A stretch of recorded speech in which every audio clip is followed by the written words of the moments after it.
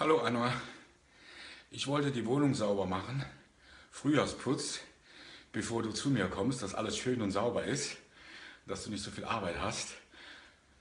Aber ich krieg den Staubsauger kriege ich nicht an. Und damit du mir das glaubst, zeige ich dir das mal.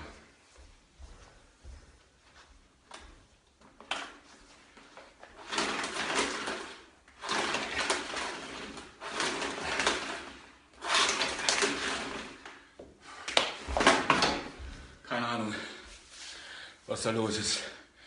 Aber ich glaube, das musst du machen.